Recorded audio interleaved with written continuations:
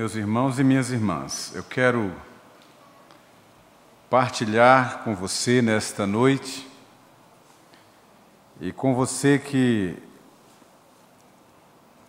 participa do culto pela internet,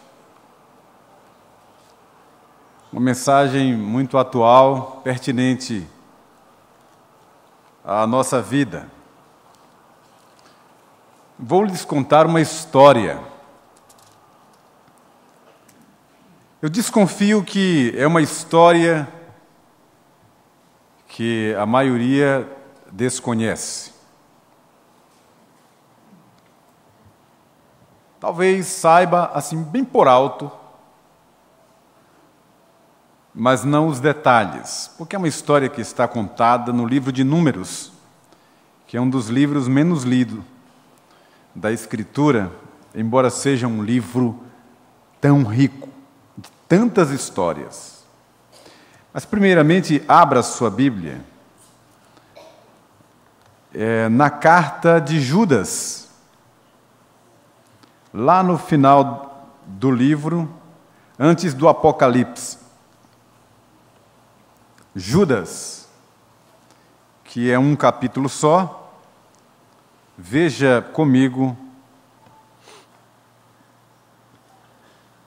o que é que nos diz o verso de número 11. É uma referência a falsos pregadores, falsos crentes de um modo geral. Mas veja o que é que diz aqui. Verso 11. Ai deles, porque prosseguiram pelo caminho de Caim e, movidos de ganância, se precipitaram no erro de Balaão e pereceram na revolta de Corá. Agora passe de volta algumas páginas, vamos à segunda carta de Pedro.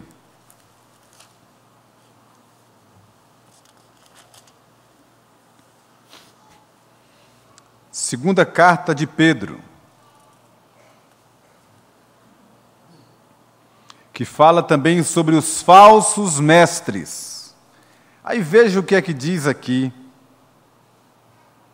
no capítulo 2, versos 14, eu vou ler do verso 13 em diante. Recebendo injustiça por salário da injustiça que praticam, considerando como prazer a sua luxúria carnal em pleno dia, quais nódoas e deformidades eles se regalam nas suas próprias mistificações, enquanto banqueteiam junto convosco, tendo os olhos cheios de adultério, insaciáveis no pecado, engodando algumas inconstantes, tendo coração exercitado na avareza, filhos malditos, abandonando o reto caminho, se extraviaram seguindo pelo caminho de Balaão, filho de Beor, que amou o prêmio da injustiça. Recebeu, porém, castigo da sua transgressão, a saber, um mudo animal de carga, falando com voz humana, refreou a insensatez do profeta. Até aqui, depois nós iremos a outros textos. Deixe-me contar essa história direitinho para você. Mantenha sua Bíblia aberta em Números 22. Abra aí, por favor, Números 22. Capítulos 22 e 23, e também o 24, contam toda essa história de Balaão, do começo ao fim. Eu vou mostrar a vocês um ou outro verso de toda essa narrativa para você entender a a história que vou narrar para vocês.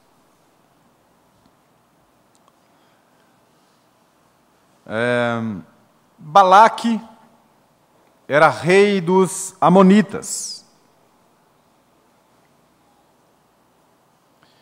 E vendo Israel crescer, ao ponto de ele mesmo chamar aquele povo que saiu do Egito, varrer a terra, como uma nuvem de gafanhotos quando assume uma malhada. E ele se assustou com aquilo. E como sabia que não podia lutar contra os israelitas, teve uma ideia genial: contratar e pagar bem a um profeta que estava em Israel chamado Balaão, que não era israelita. Ele, filho de Petor, era da Mesopotâmia, era emprestado, estava ali como um forasteiro e aderiu, não sabemos de que forma, à escola de profetas e passou a ser um dos que profetizavam em Israel. E Balaque contratou Balaão para amaldiçoar a Israel. Porque ele, Balaque, do lado de fora da fronteira de Israel, sabia que, sendo um profeta em Israel, a quem ele abençoasse, seria abençoado. A quem ele amaldiçoasse, seria amaldiçoado. Então chamou Balaque, quer dizer, mandou mensageiros a Balaque, aliás, a Balaão, para que este viesse ter com ele, tomar as instruções e irem a um lugar estratégico, um monte, de onde se podia ver todo o arraial de Israel, e ali Balaão proferir palavras de maldição contra o povo de Deus, que, segundo Balaque, seria amaldiçoado e fugiria derrotado. E assim foi feito. Balaque enviou mensageiros a Balaão com uma palavra bem definida. Ele não enganou, não disse que ia fazer outra coisa, não. Os mensageiros chegaram a Balaão e disseram: nosso rei Balaque enviou-nos a dizer as seguintes palavras: você irá conosco e amaldiçoará Israel. Sabe quais foram as palavras de Balaão? Vamos conferir aí. Números capítulo 22. Números capítulo 22. Vejam o verso 7 que vou ler e alguns seguintes.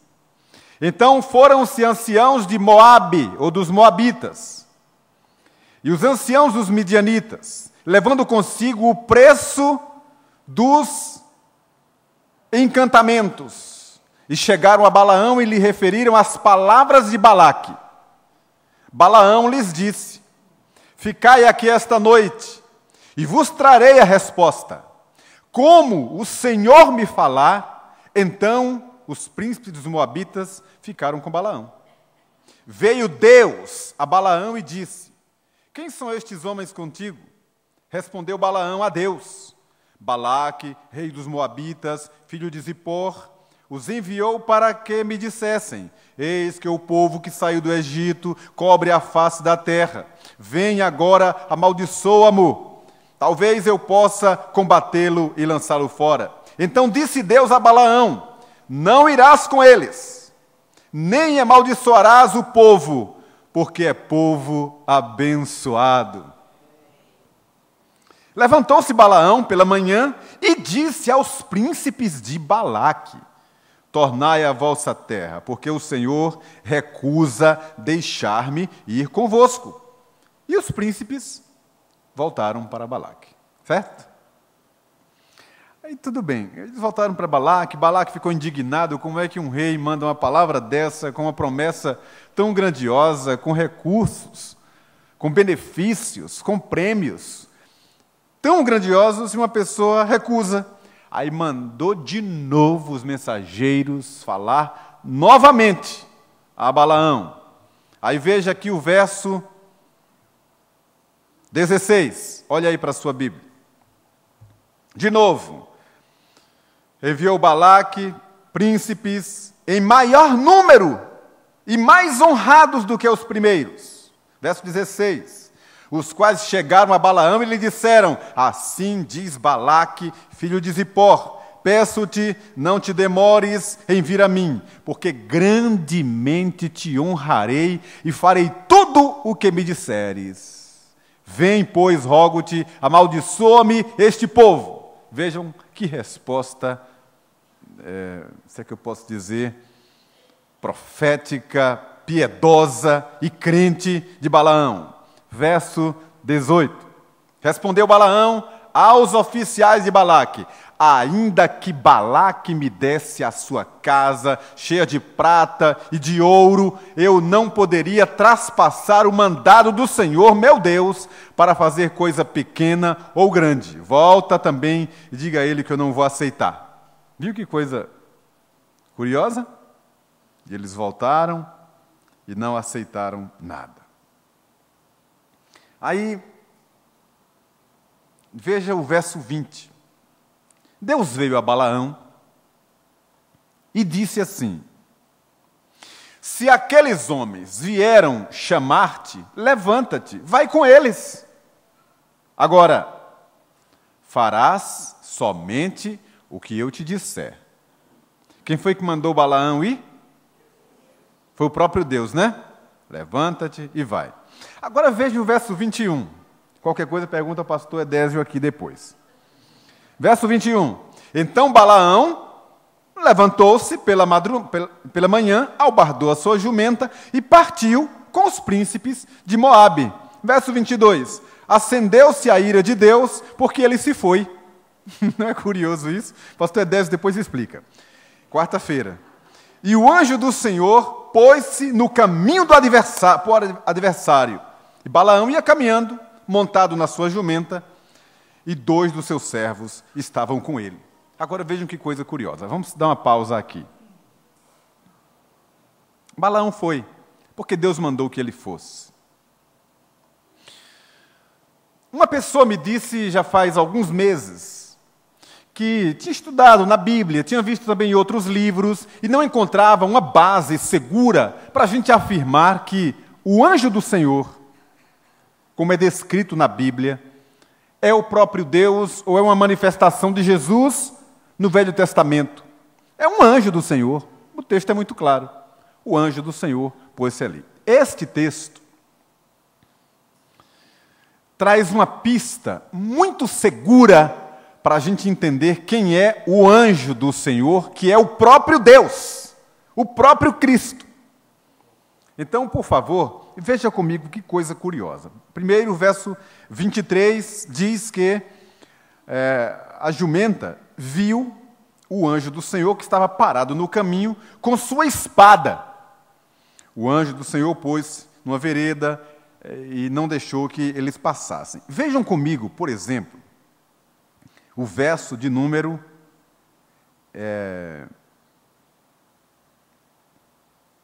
verso 32. Caminhe para lá para frente e veja o que é que diz o anjo do Senhor.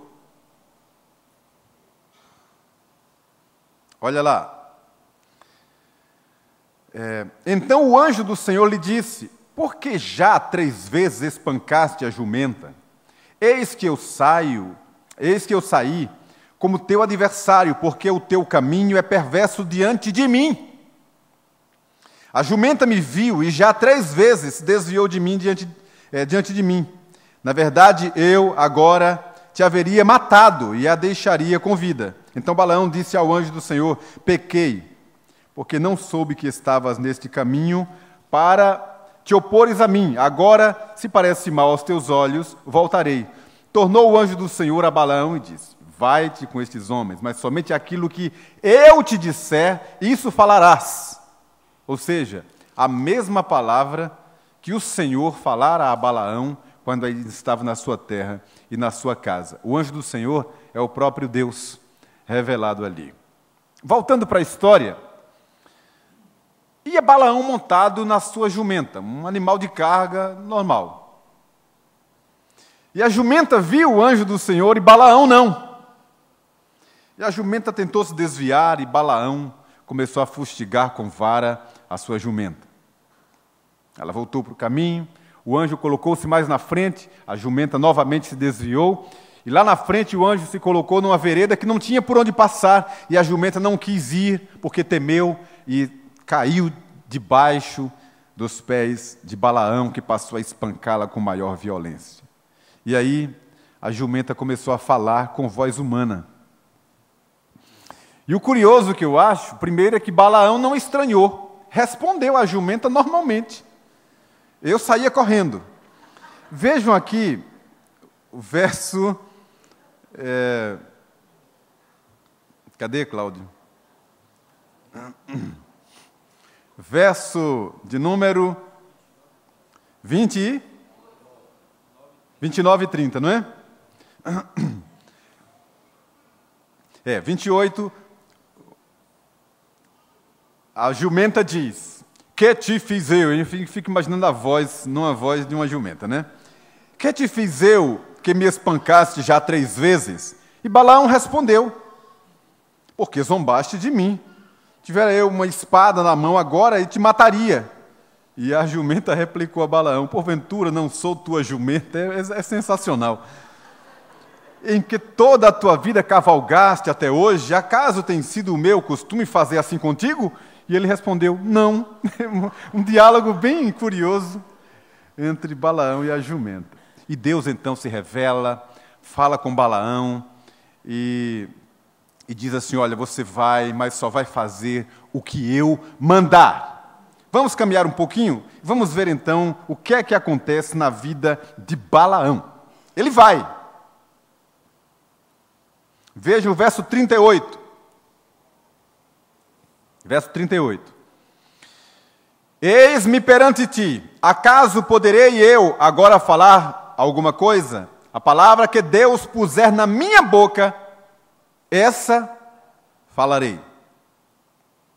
Então Balaão foi com Balaque, chegaram a Quiriate-Uzote, foram até um lugar, sacrificaram, ficaram num monte, e Balaão então viu dali a parte mais próxima do povo. Esteve diante do povo ali. E então vejam o capítulo 23. Então Balaão disse a Balaque: edifica-me aqui 7 altares e prepara-me 7 novilhos e 7 carneiros. E Balaque fez como Balaão havia pedido. Vamos passar adiante e vejam então o que é que diz Balaão. Verso 7. Então proferiu a sua palavra e disse: Balaque me fez vir de Arã, rei de Moabe, dos montes do Oriente. Vem, amaldiçoa-me a Jacó, e vem, denuncia a Israel. Como posso amaldiçoar a quem Deus não amaldiçoou? Como posso denunciar a quem o Senhor não denunciou? Pois do cimo das penhas vejo Israel, e dos outeiros o contemplo. Eis que é povo que habita só, e não será reputado entre as nações. Quem contou o pó de Jacó, ou enumerou a 4ª parte de Israel? Que eu morra a morte dos justos, e o meu fim seja como o dele. Então Balaque disse a Balaão: que me fizeste? Chamei-te para amaldiçoar, e você então abençoa? Primeira parte da história. Segunda, verso 13 em diante. Balaque chama novamente, leva para outro lugar de onde podia ver o povo, e ali novamente instiga Balaão a amaldiçoar o povo. Do verso 18 em diante vem a palavra de Balaão. Proferiu a sua palavra. Levanta-te, Balaque, e ouve, escuta-me, filho de Zippor. Deus não é homem para que minta, nem filho de homem para que se arrependa. Porventura, tendo ele prometido, não o fará, ou tendo falado, não o cumprirá. Eis que para abençoar recebi ordem. Ele abençoou, não o posso revogar. Que coisa chique! Aí, do verso 25 em diante, pode conferir aí, Balaque faz mais uma tentativa, a última tentativa, e para não ser repetitivo, você tem o capítulo 24, que é quando Balaão faz uma oração e uma bênção maravilhosa, palavras preciosas, falando sobre o Deus Todo-Poderoso, que pôs os seus olhos sobre o seu povo e que é o Deus que abençoa a Israel. E então, pronto, acaba a história de Balaão e de Balaque. Não há maldição alguma, Balaão só fala o que Deus promete e acaba a história aqui. Aí vem o capítulo 25, que começa dizendo assim: habitando Israel em Sitim, começou o povo a prostituir-se com as filhas dos moabitas. Lembra os moabitas de Balaque? Prostituir-se com as filhas dos moabitas. Estas convidaram o povo aos sacrifícios dos seus deuses. E o povo comeu e inclinou-se aos deuses delas, juntando-se Israel a Baal-Peor. Olha, dessa ocasião, desse evento aqui, sabe quantos morreram que Deus desceu fogo e julgou o seu povo? Sabe quantos morreram de uma só vez? 24.000 pessoas. Por causa desse evento chamado o caso Baal-Peor, houve prostitutos e prostitutas cultuais que se misturaram e foi uma destruição total no meio do arraial de Israel. Você viu alguma coisa errada aqui na vida de Balaão? Pelo menos do que eu contei e narrei?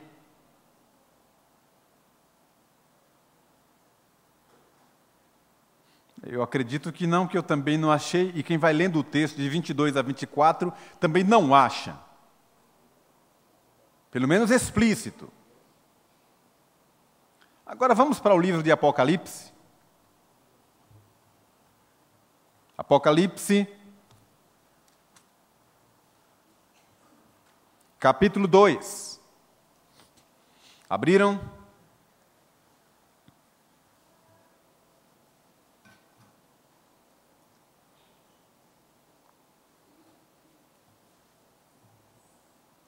Apocalipse 2. Acompanhe o que vou ler no verso 14. Tenho, todavia, contra ti algumas coisas, a igreja em Pérgamo. Pois que tens aí os que sustentam a doutrina de Balaão,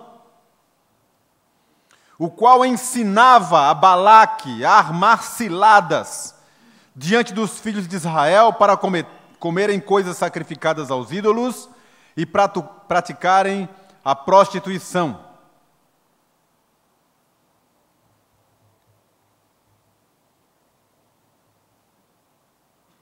Hein, Genal?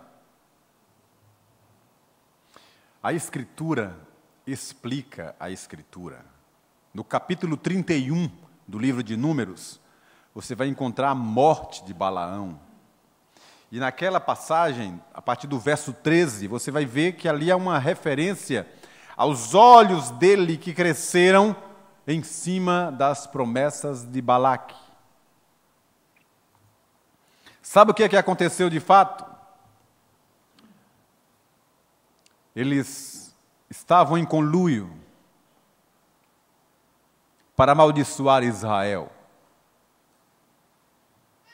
Balaão não era um israelita, não era da aliança, era um falso profeta. Amou o preço da injustiça, cresceu os olhos nos prêmios que lhe foram oferecidos.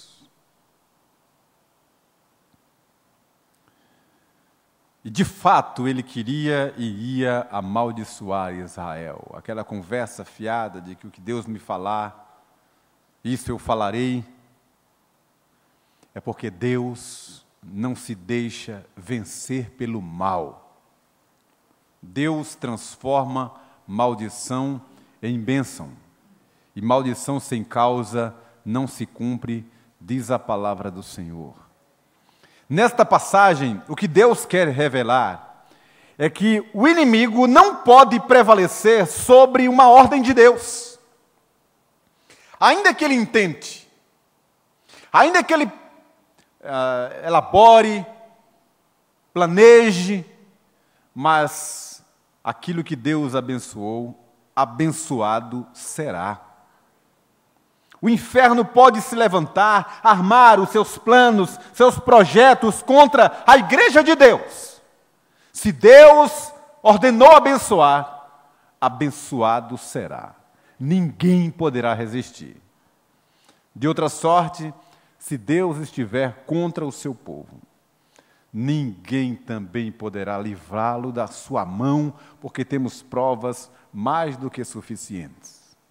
O que os teólogos acreditam é que Balaão, ao abrir a boca, Deus colocava bênçãos, e não saía outra coisa senão palavras abençoadoras, razão porque Balaque ficava surpreendido cada vez que Balaão abria a boca para falar.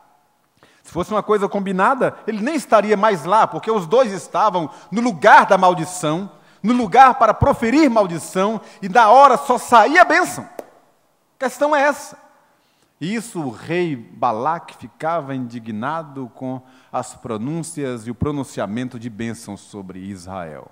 Deus estava brincando, zombando, ironizando com os deuses das nações pagãs, como fez com o Egito, para mostrar que só ele é Deus.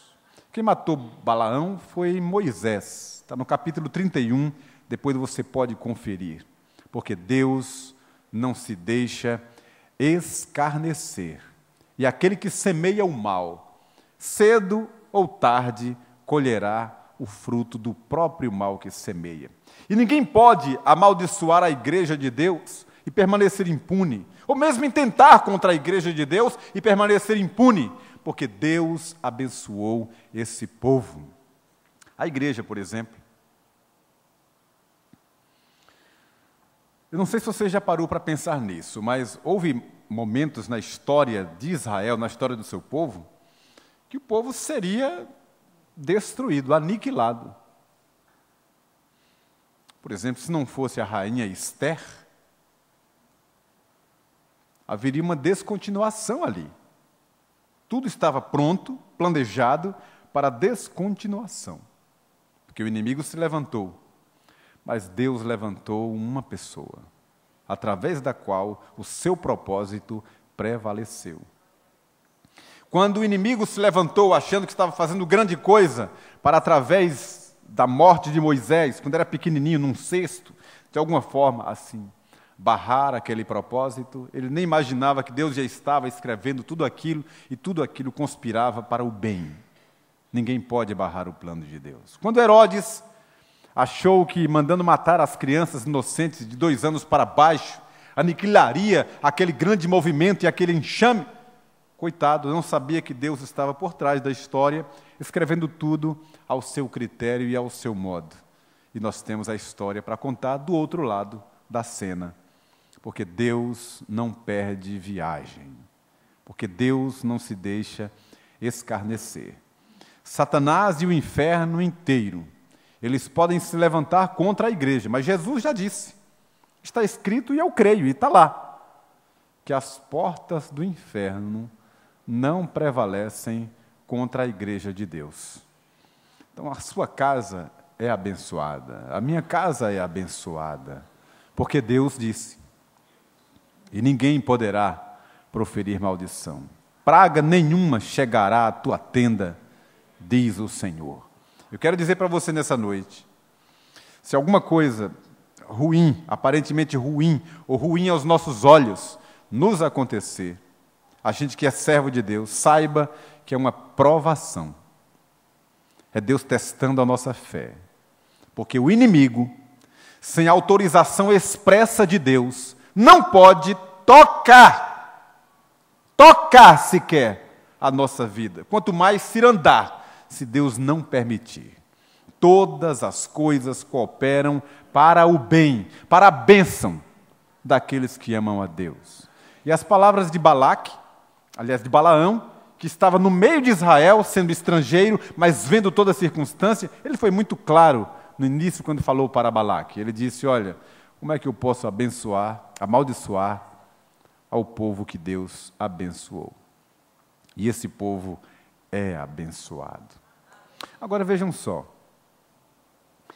Pedro, Judas e o próprio Cristo fazem referência ao caminho de Balaão, que era alguém que estava dentro de Israel, no meio do povo de Deus, identificado como profeta de Deus, falando em nome de Deus, mas era alguém que não fazia parte da aliança. Era alguém que tinha um coração maligno, olhos cobiçosos, sórdidos, avarento, violento e promíscuo. Segundo o próprio Senhor Jesus, foi Balaão quem ensinou as filhas de Israel a se prostituírem no caso de Baal-Peor, que levaram 24.000 à perdição. Foi Balaão, junto com Balaque, maldosamente, maliciosamente, causaram um dano tão grande no meio da congregação. Alguém dentro do arraial, o joio no meio do trigo. E não era qualquer pessoa. Eu quero destacar isso pela seguinte razão. Preste atenção. Sabe qual é a estratégia do inimigo para nos enganar? Usar instrumentos.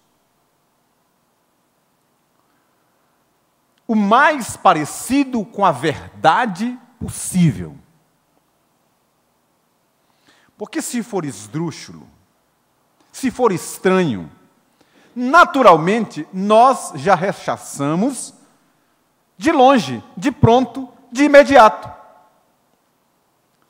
Mas a estratégia dele é fazer com que algo esteja tão relacionado, tão nosso, tão de casa, tão parecido com a verdade, que nos gere dúvidas ou nem dúvidas, que nos dê certas convicções. Ele não usou um bruxo, usou um profeta, mas era falso profeta. Não é sem razão que o apóstolo Paulo diz que a estratégia de Satanás é se transformar em anjo de luz e os seus pregadores em pregadores da palavra, para enganar, se possível, os mais piedosos dos crentes. Então, às vezes, o mal sai do nosso meio. Alguém que é da igreja, que é um líder na igreja, e às vezes com uma palavra, com uma ação, com uma atitude, amaldiçoa, destrói, leva pessoas para o caminho errado, como aqueles 24.000. Mas a semente, o remanescente fiel, sempre estará debaixo da bênção de Deus. Mas, ai de quem for encontrado no caminho de Balaão, usando-se da família da fé, do ambiente cristão, da linguagem evangélica, dos privilégios da igreja, para fazer desviar os servos de Deus. Sabe o que foi que Jesus disse? Quem fizer tropeçar um dos meus pequeninos, antes não tivesse nascido, melhor seria pegar uma grande pedra de moinho, amarrar com uma corda ao pescoço e lançar-se na profundeza do mar. Balaão passou. Mas veja que no Novo Testamento há várias referências a novos Balaões. É assim, Cláudio? Balaãos, que são os que andam no mesmo caminho dele, no meio da congregação, mas o coração não regenerado, propenso a levar muitos para o caminho da desobediência. Vou finalizar com um outro exemplo, que vocês vão se lembrar muito bem. Vocês se lembram de um jovem chamado Geazi? Para quem não sabe, Geazi era aprendiz de profeta.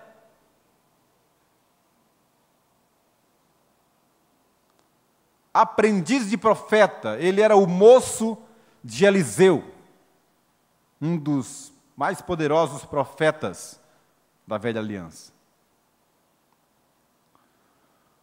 Duas histórias sobre Geazi. Primeira, a mulher que o filho havia morrido e ela foi aos pés do profeta chorar e pedir a bênção. O profeta Eliseu entregou o seu bordão profético a Geazi, que era aprendiz de profeta, estava no caminho aprendendo, um seminarista. E Geazi foi com o bordão profético de Eliseu orar pelo menino, fez tudo o que a confissão de fé manda fazer. Fez tudo o que o manual ensinava ele fazer. Tudo o que ele aprendeu com Eliseu, ele repetiu diante do menino. Mas o menino continuou morto. Porque a palavra profética, o bordão profético, o poder de Deus, estava em cima de Eliseu, mas Geazi não era Eliseu. E a gente vai entender por quê. Chega mais na frente, você vai encontrar o caso de Naamã, que era o comandante do exército da Síria, que foi ao encontro de Eliseu para ser curado de sua lepra. Lembram da história? E quando Naamã chegou no lugar onde estava Eliseu, Eliseu nem saiu de casa para recebê-lo, porque Eliseu não estava atrás de festa nem nada, Eliseu servia a Deus. E Eliseu apenas mandou uma palavra e disse assim: mande que ele vá até o rio Jordão, banhar-se 7 vezes e ficará curado. E Naamã ficou indignado, que achou que o profeta sairia e imporia as mãos, faria alguma coisa visível, mística. E ele não fez nada. E um dos servos de Naamã disse ao seu senhor, disse: mas meu senhor, se ele tivesse pedido uma coisa tão difícil, o senhor não faria? Quanto mais que ele apenas mandou o senhor lavar-se, tomar banho, uma coisa tão simples, que custa o senhor fazer? Ele foi, lavou-se e ficou completamente curado, a pele igual de uma criança. Aí voltou para agradecer a Eliseu e entregar-lhe presentes e mais presentes. Eliseu nem saiu de novo, nem queria conversa. E aí Eliseu mandou, através de Geazi, dizer: diga a Naamã que eu não aceito nada, que ele pode voltar com os presentes dele. Ele não aceitou. E aí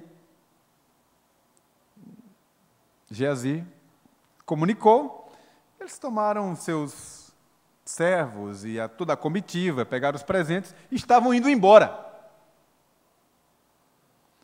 Aí o mesmo espírito de Balaão, de cobiça, de olhos cobiçosos, gananciosos, que estava em Geazi,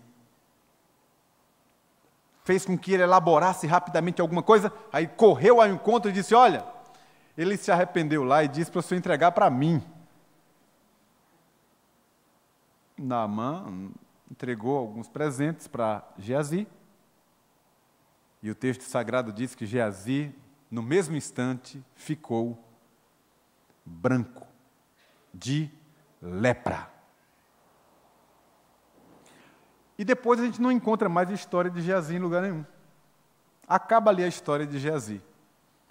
era aprendiz de profeta, caminhava com o profeta, estava aprendendo tudo sobre a lei, sobre a palavra, sobre os mandamentos, sobre ações proféticas, etc, etc, etc.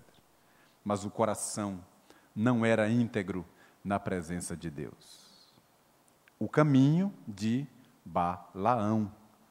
Hoje, 2011, você acha que existe algum Balaão no meio da igreja? Estou falando da igreja da Bahia, não. Pode até ter também. Mas qualquer igreja, no meio do arraial, no meio de Israel, todo aquele que o coração não for quebrantado, fiel a Deus, não cobiçoso, que olha para a glória de Deus, cuja boca só profere bênção, esse é do Senhor. Do contrário, é o caminho de Balaão e o caminho é a morte. Que Deus aplique a sua palavra ao meu coração e ao seu nesta noite, nos faça refletir, pensar sobre a nossa caminhada e que o Senhor nos santifique para a sua glória e para o seu louvor.